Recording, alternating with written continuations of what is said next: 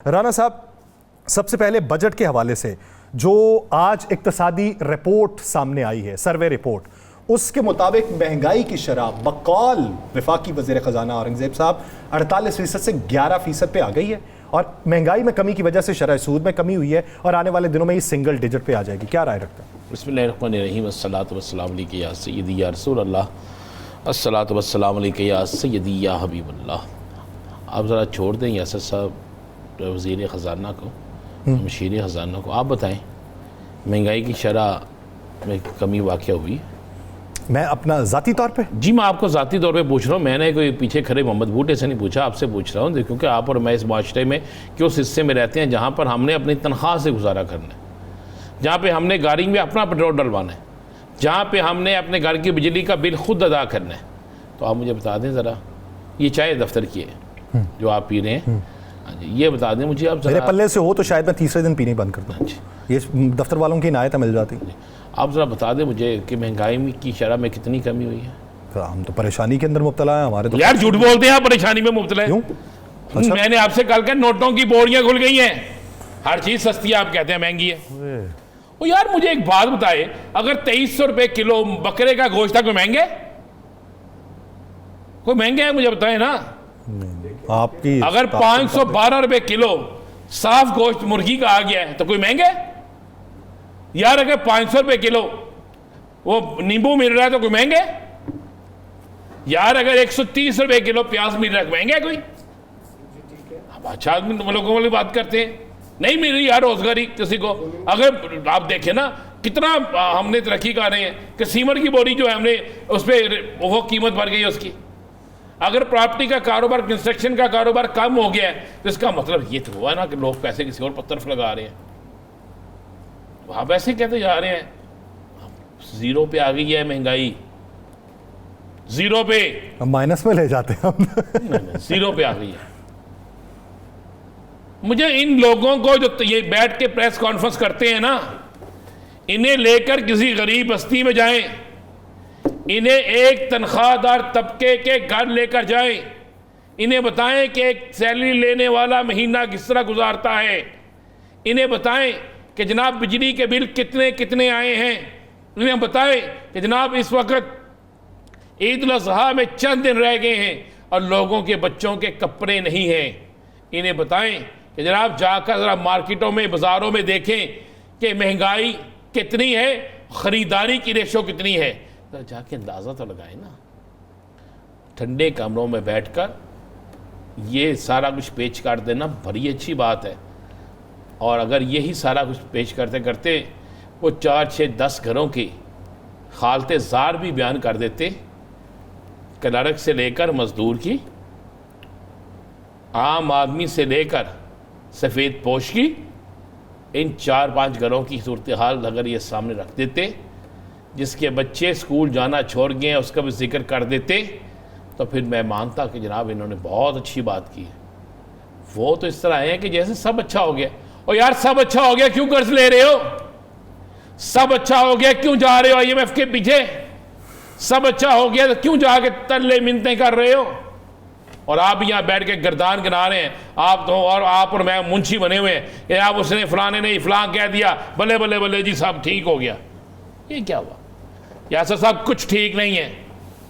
इनको जब तक आम आदमी खुशहाल नजर नहीं आएगा इस मुल्क का, और आम आदमी इस मुल्क का 90% से जायद है, अगर वो खुशहाल नहीं है, उसके घर में खुशहाली नहीं है, अगर उसके घर में फल नहीं जा सकता। आपको पता है ये जो लीची आई हुई है आजकल, सर हमें कहाँ पे पता नहीं, वैसे लीची है ना, लीची कहते हैं ना उसको। हाँ जी। पता क्या कितने की किलो है? हमने कभी 900 रुपये किलो। पूछा ही नहीं सर, इसलिए कभी मैं इसलिए नहीं, मैं कह रहा हूँ ना, तो बताए ना वो अपने वजीर मसूफ साहब को कि महंगाई कम हो गई है ना। 900 रुपये किलो है यासर साहब। आपने लीमू 500 का, सर वो 1000 से 500 पे आया, 1000 पे भी लोगों ने लिए। सर इंशाल्लाह ईद के पास हो जाएगा, घबराएं ना आप, अभी ईद में 4-5-6 दिन है ना, हो जाएगा, क्यों घबराते हैं आप? आप ज़रा ये तो देखें कि आप जो डॉलर का रेट दे रहे हैं, मुझे उस रेट में डॉलर ले देंगे आप? नहीं, हमारा जो बजट तश्कील पा रहा है वो 295 के हिसाब से डॉलर से तश्कील पा रहा है। फिर डॉलर आप समझे 300 से ऊपर जा रहा है। वो तो आलमी इदारे कह रहे हैं 350 के करीब। चलो अच्छी बात है यार, जाने नहीं चाहते। ये हम झूठ के सहारे जीते हैं, और झूठ का सहारा ही जो है हमें वो आगे लेकर चलता है।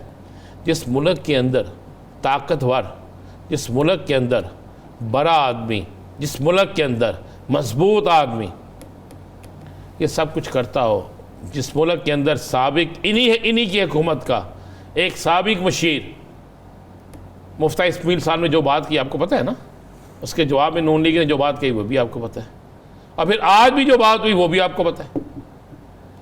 तो यासर साहब बात यह है कि कोई बात नहीं, इनको ये महंगाई इसलिए नहीं लगती कि ये लोग आम आदमी की ज़िंदगी को नहीं देखते। इनको ये महंगाई इसलिए नहीं लगती कि इनको ये नहीं इल्म कि इस पाकिस्तान की अक्सरियत की आबादी जो है वो किस हाल में जी रही है, उसके लिए खाना कितने वक्त का मुयस्सर है, उनके लिए रोटी कितने वक्त की मुयस्सर है, उनके कितने बच्चे पढ़ने जाते हैं। इन्हें ये नहीं पता चौकों में, शराहों पे, गली मोहल्लों में मैं मांगने वालों की कितनी बड़ी तादाद जो है वो इस वक्त हो चुकी है। इन्हें ये नहीं पता कि अस्पताल के अंदर जाएं तो वहाँ पे एडमिशन लेने के लिए कितने तरले मिन्नतें करने पड़ते हैं। इन्हें ये नहीं पता कि पाकिस्तान के अंदर ताजर जो है वो अपना कारोबार छोड़ रहा है। खुद आज एक बड़ी इंडस्ट्री के, एक बहुत बड़ी कॉमर्स से तल्लुक़ रखने वाली यूनियन के ज़िम्मेदार ने कहा हमारे तो हज़ारों लोग किसी और मुल्क में जाकर कारोबार शुरू कर दिया उन्होंने, इसलिए कि यहाँ पर सहूलतें मुयस्सर नहीं थी, यहाँ पर टैक्सों की भरमार थी, यहाँ पर जिससे जो टैक्स लिया जाना चाहिए था उससे लिया नहीं जाता, और जिसका टैक्स बनता नहीं उस पर जबरन लगाया जाता है।